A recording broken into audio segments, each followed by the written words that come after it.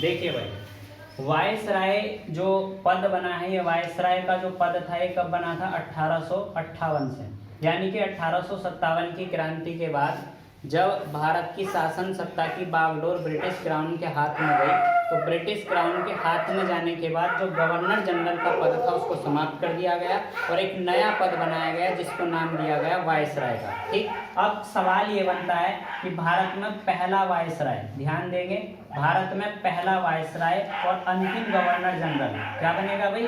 पहला वायसराय और अंतिम गवर्नर जनरल कौन था? Lord Canning. कौन था भाई? Lord Canning. क्यों? देखिए, लॉर्ड कैनिंग ने ही महारानी विक्टोरिया का घोषणा पत्र यानी कि महारानी विक्टोरिया का पत्र पढ़ा था इलाहाबाद में, और जो इलाहाबाद में महारानी विक्टोरिया का पत्र पढ़ा गया था 1857 की क्रांति के बाद, उसी क्रांति के बाद जो है पूरे भारत की शासन सत्ता किसके पास चली गई थी?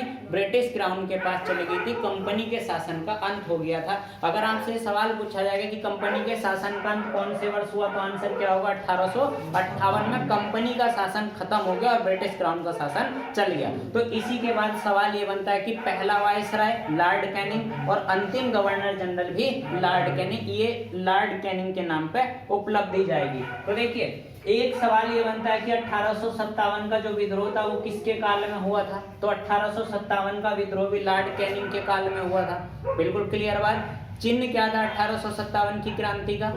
कमल और रोटी। इसमें जो मंगल पांडे है, मंगल पांडे कहाँ का रहने वाला था? उत्तर प्रदेश के बलिया का रहने वाला था, है ना। और ये कौन सी छावनी का था? बैरकपुर छावनी का। इसकी जो बटालियन थी उसका नाम पता है? 34वीं, है ना, इन्फेंट्री। उसके बाद यहाँ देखिए, एक बड़ा इंपॉर्टेंट है, कैनिंग के समय में ही एक विद्रोह हुआ था, और विद्रोह हुआ था जो यूरोप समझते हैं ना, ये जो अंग्रेज थे ये यूरोप के रहने वाले थे। तो जो अंग्रेज सैनिक थे, अंग्रेज सैनिकों ने एक विद्रोह किया था जिसको कहते हैं श्वेत विद्रोह। तो सवाल ये बनता है कि श्वेत विद्रोह किस वायसराय के या किस गवर्नर जनरल के काल में हुआ था?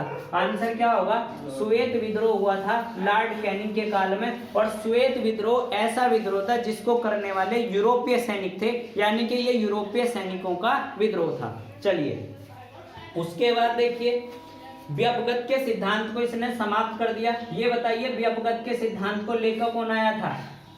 अभी आपको बताया, व्यपगत का सिद्धांत को कौन लेकर आया था? डलहौजी व्यपगत के सिद्धांत को लाया था, और व्यपगत के सिद्धांत को खत्म किसने कर दिया? वायसराय ने। व्यपगत का मतलब होता है विलय, तो विलय के सिद्धांत को डलहौजी लाया और विलय के सिद्धांत को खत्म किसने कर दिया? वायसराय जो है लॉर्ड कैनिंग ने इसको खत्म कर दिया। अब उसके बाद आप पॉइंट बनाएंगे Lord Mayo, viceroy Lord Mayo. देखिए, लॉर्ड मेयो के काल में भारत में पहली बार जनगणना हुई, ये जानते होंगे। भारत में जो पहली बार जनगणना हुई थी वो किसके काल में हुई थी? 1872 में। ये किसके काल में हुई थी? 1871 में। 1871 में जो पहली बार जनगणना हुई थी वो किसके काल में हुई थी? लॉर्ड मेयो के काल में हुई थी। 1871 में या 1872 में? ये 1871-72 में हुई थी, क्योंकि 1881 में जो है कौन सी दशकीय जनगणना की शुरुआत मानी जाती है ना। तो देखिए, लॉर्ड मेयो के काल में भारत में पहली बार जनगणना हुई, भारत में पहली जनगणना। चलिए, एक बात छोटी सी यहां बनती है, इस पूरे विश्व में सबसे पहले जनगणना किसने कराई थी? भारत में जनगणना की शुरुआत होती है 1872 में लॉर्ड मेयो के कालखंड में। यहाँ पहली बार जनगणना हुई। पूरे विश्व में जो सबसे पहली बार जनगणना हुई वो हुई थी स्वीडन में। सबसे पहली बार जनगणना कहाँ हुई थी? स्वीडन में। नोट कर लो, भारत में विश्व में सबसे पहली जनगणना स्वीडन के अंदर हुई थी। देखिए, लॉर्ड मेयो के समय में भारत में पहली जनगणना हुई। और एक आप लिख लेंगे CSO, भारतीय सांख्यिकी सर्वेक्षण, भारतीय सांख्यिकी सर्वेक्षण की स्थापना, भारतीय सांख्यिकी सर्वेक्षण की स्थापना। और आपके लिए सवाल है कि भारतीय सांख्यिकी सर्वेक्षण आज यानी कि वर्तमान में कौन सी रिपोर्ट को जारी करता है? ये रिपोर्ट आपको बतानी है कि कौन सी रिपोर्ट को भारतीय सांख्यिकी सर्वेक्षण जारी करता है। और भारतीय सांख्यिकी सर्वेक्षण की जो स्थापना है वो किसके कालखंड में हुई थी? लॉर्ड मेयो के कालखंड में। उसके बाद आप लिट्टन, लॉर्ड लिट्टन को देखेंगे, ये वायसराय हैं लॉर्ड लिट्टन। देखिए लॉर्ड लिट्टन को एक ही चीज से सबसे ज्यादा जाना जाता है, वर्नाकुलर प्रेस एक्ट से। वर्नाकुलर प्रेस एक्ट जो है ये क्या था, पहली बात समझेंगे आप तो इस सवाल ये बनता है कि वर्नाकुलर जो प्रेस एक्ट है, ये जो वर्नाकुलर प्रेस एक्ट है ये किसके काल में आया भाई? वर्नाकुलर प्रेस एक्ट आया लॉर्ड लिट्टन के काल में। समझना ये है कि जो वर्नाकुलर प्रेस एक्ट था ये था क्या। देखिए जो भारतीय भाषाएं थी, भारतीय भाषाओं में जो समाचार पत्र छपते थे, उन समाचार पत्रों को प्रतिबंधित करने के लिए, उन पर नियंत्रण को कसने के लिए इस वर्नाकुलर प्रेस एक्ट को लाया गया था। और एक पत्र का नाम मैं तुम्हें बताता हूं, एक पत्र का नाम था सोम प्रकाश, एक पत्र का नाम था सोम प्रकाश, एक अखबार छपता था सोम प्रकाश के नाम से। इस पूरे के पूरे सोम प्रकाश के लिए ही इस वर्नाकुलर प्रेस एक्ट को लाया गया था। इस अखबार पे शिकंजा कसने के लिए, इस अखबार को एक तरीके से बंद कराने के लिए ही वर्नाकुलर प्रेस एक्ट को लाया गया था। तो सवाल यही बनता है कि वर्नाकुलर प्रेस एक्ट को लाने वाला या किसके काल में वर्नाकुलर प्रेस एक्ट आया था? लिट्टन। एनटीपीसी का सवाल है, एनटीपीसी में आया हुआ सवाल है कि वर्नाकुलर प्रेस एक्ट जो है वो किसके काल में है? आंसर होगा लॉर्ड लिट्टन के काल में। उसके बाद आर्म्स एक्ट, बड़ा महत्वपूर्ण प्रश्न है। आर्म्स एक्ट जो आया था वो कब आया था? आर्म्स एक्ट भी लिट्टन के काल में आया था 1878 में। ये कब आया था? 1878 में आर्म्स एक्ट भारत में आया था। ये लॉर्ड लिट्टन से पूरे दो सवाल बनते हैं, एक तो वर्नाकुलर प्रेस एक्ट और दूसरा आर्म्स एक्ट 1878 में। और देखिए अंग्रेजों के चलाए गए अभी तक बहुत कानून ऐसे हैं जो अभी तक चेंज नहीं हुए, जिसमें आईपीसी हमारे पास है ना। तो अभी हम सवाल को पढ़ेंगे कि ये जो आईपीसी है इसका गठन किस जो है वायसराय के काल में हुआ, ये सारी चीजें अभी हम पढ़ने वाले हैं। देखिए दूसरा हमारे पास है रिपन। लॉर्ड रिपन के काल में ही 1881 में किसकी दशकीय जनगणना की शुरुआत होती है। और दशकीय जनगणना की शुरुआत जो है वो लॉर्ड रिपन के काल में होती है। दशकीय जनगणना का मतलब जो भारत में जनगणना हर 10 साल के बाद होती है, इस दशकीय जनगणना की शुरुआत किसके काल से हुई है? लॉर्ड रिपन के काल से। और ये जो घटना है वो कब की है? 1881। दूसरा सवाल यहाँ ये है लॉर्ड रिपन से कि इसको जो है एक तरीके से आप ये कह सकते हैं कि जो लोकल यानी कि जो स्थानीय स्वशासन है, तो स्थानीय स्वशासन का जनक किसको माना जाता है? क्या भैया? स्थानीय स्वशासन का जनक, स्थानीय स्वशासन का जनक कौन है? लॉर्ड रिपन है। दूसरा सवाल यहाँ ये बनता है कि वर्नाकुलर प्रेस एक्ट को समाप्त करने वाला कौन था? तो वर्नाकुलर प्रेस एक्ट को समाप्त जो किया था वो किसने किया था? लॉर्ड रिपन ने वर्नाकुलर प्रेस एक्ट को समाप्त कर दिया था, जिसको लाए कौन थे? लॉर्ड लिट्टन के कालखंड में वो आया था। उसके बाद एक सवाल बड़ा इंपॉर्टेंट है, एल्बर्ट बिल विवाद। तो ये बड़ा महत्वपूर्ण है। एल्बर्ट बिल विवाद जो है वो किसके काल में आया था? तो एल्बर्ट बिल विवाद जो हुआ था वो किसके समय में हुआ था? लॉर्ड रिपन के समय में हुआ था। ठीक है भाई। उसके बाद कर्जन के बारे में आप सब लोग बेहतर तरीके से जानते होंगे। लॉर्ड कर्जन, देखिए लॉर्ड कर्जन के समय में एक तो बड़ा बात यह है कि बंगाल विभाजन हुआ। बंगाल विभाजन हुआ लॉर्ड कर्जन के काल में। ये तोड़ो यानी कि फूट डालो और राज करो की नीति पर चलने वाला वायसराय था। ये कौन सा वायसराय था? तोड़ो या फूट डालो और राज करो की नीति को चलाने वाला था। बंगाल का जो विभाजन हुआ था वो कब हुआ था? 16 अक्टूबर 1905 को। यहाँ से सवाल बनने के बहुत ज्यादा चांस है। तो सवाल ये बनेगा कि 16 अक्टूबर 1905 को शोक दिवस कहाँ मनाया गया था? बंगाल में। पूरे बंगाल में शोक दिवस मनाया गया था। रक्षाबंधन का त्योहार मनाया गया था, है ना भाई? रक्षाबंधन का त्योहार मनाया गया था। एक यहाँ से सवाल उठता है स्वदेशी आंदोलन। स्वदेशी आंदोलन कब चलाया गया था? जो समय था 1905 बंगाल विभाजन का, बंगाल विभाजन के समय ही किसको लगाया गया था? वो सॉरी किसको, कौन सा आंदोलन बंगाल विभाजन के विरोध में चलाया गया था? स्वदेशी आंदोलन। बंगाल विभाजन को रद्द कब किया गया था? 1911 के दिल्ली दरबार में। और 1911 के दिल्ली दरबार में ही एक बड़ी घटना हुई थी, राजधानी के परिवर्तन का प्रस्ताव, जिसको 1912 में स्वीकार कर लिया गया। और राजधानी कहाँ आ गई? राजधानी जो है कलकत्ता से दिल्ली आ गई। ये सवाल यहाँ बनता है कहाँ से? 16 अक्टूबर। आप विभाजन की तारीख ध्यान रखेंगे, विभाजन प्रभावी जो हुआ था वो कब से हुआ था? 16 अक्टूबर 1905 से। चलिए, उसके बाद कर्जन के बाद, हाँ, एक सवाल बड़ा इंपॉर्टेंट है लॉर्ड कर्जन से।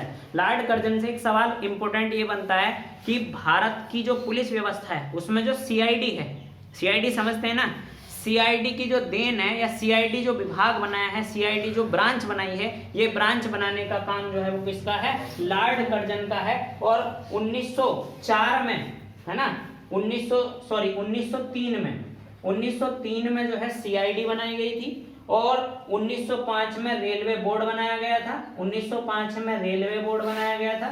और 1904 में जो है भारतीय पुरातत्व विभाग की गठन किया गया था, भारतीय पुरातत्व विभाग को बनाया गया था, भारतीय पुरातत्व विभाग। ये 3 विभाग जो हैं वो लॉर्ड कर्जन के समय में आए थे, भारतीय पुरातत्व विभाग।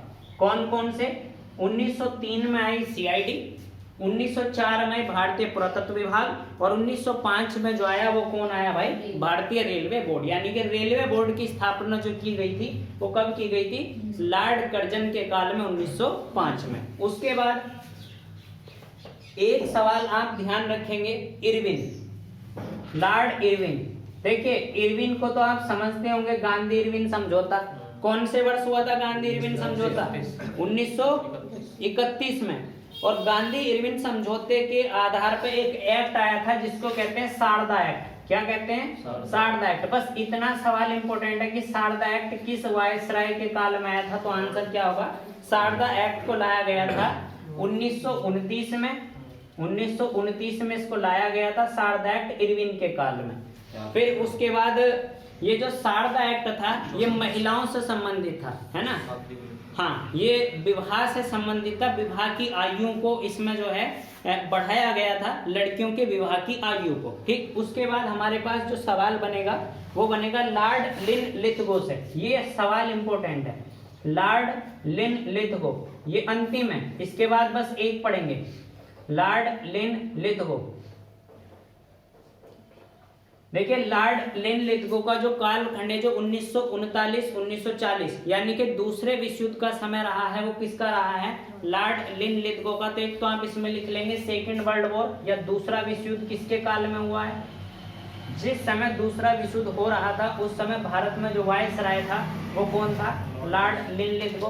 फिर उसके बाद जो है भारत छोड़ो आंदोलन, है ना, भारत छोड़ो आंदोलन। और भारत छोड़ो आंदोलन के साथ साथ आप एक जानते होंगे, सवाल यह है कि पाकिस्तान की जो मांग या पाकिस्तान की जो वास्तविक मांग थी, मुस्लिम लीग के किस अधिवेशन में, ध्यान से समझेंगे, मुस्लिम लीग के किस अधिवेशन में पाकिस्तान की मांग को स्वीकार कर लिया गया था? यानी कि कौन सा मुस्लिम लीग का ऐसा अधिवेशन था जिस अधिवेशन में पाकिस्तान की मांग का प्रस्ताव को स्वीकार कर लिया गया था और ये बिल्कुल क्लियर हो गया था कि अब मुस्लिम लीग विभाजन से कम किसी भी बात पर नहीं मानेगी। तो ये घटना थी 1940 और 1940 का कहाँ का अधिवेशन था? लाहौर का अधिवेशन था। और किसका अधिवेशन था? मुस्लिम लीग का लाहौर अधिवेशन था, जिसमें जो है क्या हुआ था भाई?